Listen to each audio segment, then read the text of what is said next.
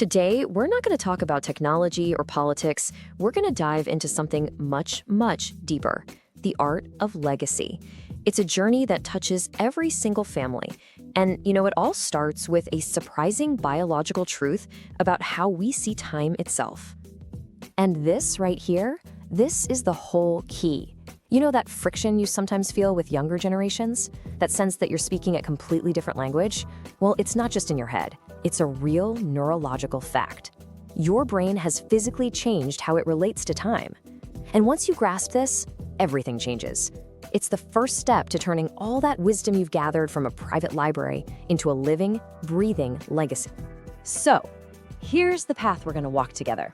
We'll start with the science behind your time-traveling brain, then look at the two types of intelligence, and completely redefine what wisdom even means. After that, we get really practical with a mentor's toolkit, embrace this powerful new role of an ancestor in training, and finally, we'll put it all together to build your own legacy bridge. Okay, let's dive right into the science. You know that feeling you have that your priorities have just fundamentally shifted? That you're seeing the world through a totally different lens now? Well, that's not just you getting older or feeling nostalgic. It's neuroscience. It is a biological shift in how you see reality itself. Yeah, so amazing work from the Stanford Center on longevity shows that after age 60, our brains actually change their focus. The lifelong frantic drive to accumulate more stuff, more status, more information, it gives way to something they call present-oriented emotional regulation. What does that mean? It means you're no longer hardwired to just chase the next thing. Instead, your brain is now prioritizing emotional clarity right here, right now. So you're not slowing down because you're tired, you're editing. You're curating your life with the kind of clarity that only comes from knowing that time is the most precious thing we have. And this biological shift, well, it leads us right to our next point: the changing nature of intelligence. This is so important because this is where a lot of that friction between generations comes from. Our society, you see, is really only built to recognize one kind of smart. On one hand, you've got what's called fluid intelligence. Think of it as raw processing speed, learning new things really fast. It peaks when we're young, and let's be honest, our culture absolutely worships it. But on the other hand, there's crystallized intelligence, and this is your superpower. It's the massive library of all your experiences, the patterns you recognize that no one else can see, the emotional wisdom you've earned through decades of life. It doesn't decline, it actually peaks later in life.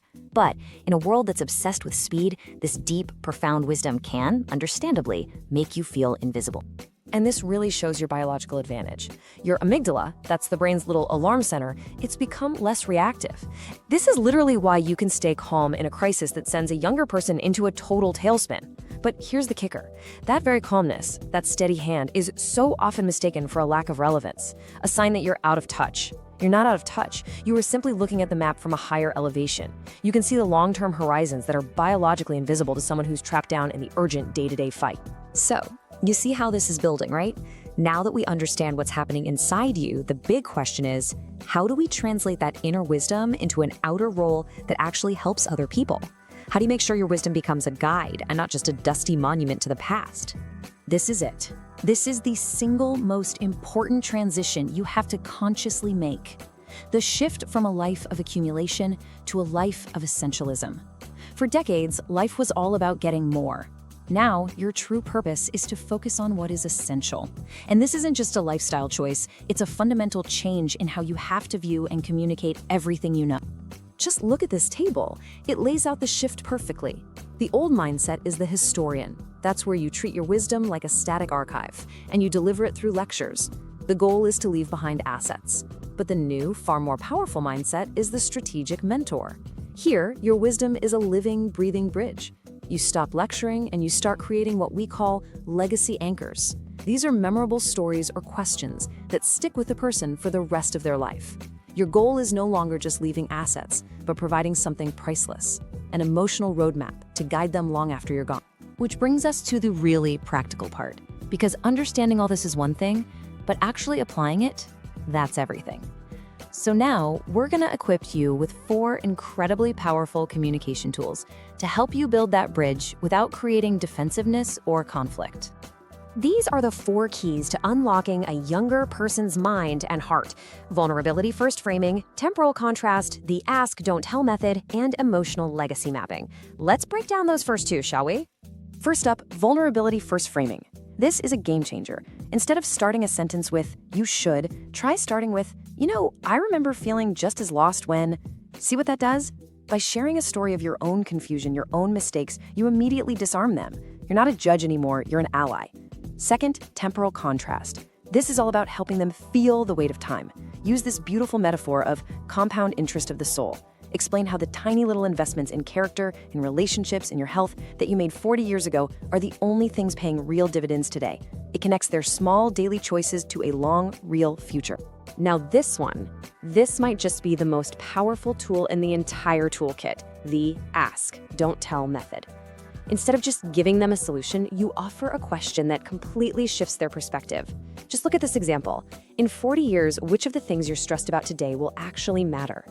A question like that is just brilliant. Why? Because it doesn't trigger their defenses. It forces them to step outside their own anxiety and adopt your long-term view, to see their own life from that higher elevation. You're not giving them the answer, you're giving them the lens to find it for themselves. And you have to understand this work of mentorship, it's not just some nice thing to do if you have the time. It is your most vital role. It's time to reframe your identity for this final and most beautiful stage of a life well lived. So, I want you to start seeing yourself in this new light. You are an ancestor in training. That urge you feel to pass on what you know, that deep desire to just tell them one thing, that is a profound, powerful biological drive. It's an evolutionary impulse to make sure our collective wisdom survives. This is truly your highest calling. And what's so fascinating is that this work is just as good for you as it is for them. Research consistently shows that seniors who actively mentor experience much lower rates of depression, and they maintain sharper cognitive health for longer. Sharing your wisdom isn't a burden. It is a vital activity that keeps your own mind vibrant and engaged. In a world drowning in shallow information, you're providing the one thing that's truly rare: perspective. All right, so knowing this is good for everyone involved, let's bring it all home. We've explored the why and the how, now it's time for the what. The very first step you can take to consciously build your legacy bridge. Here is your gentle challenge for the next 24 hours. First, think of one younger person in your life. Could be a child, a grandchild, a neighbor, a colleague. Second, I want you to resist that incredibly powerful urge to give them advice. Instead, using that ask, don't tell method, ask them a deep question about their future.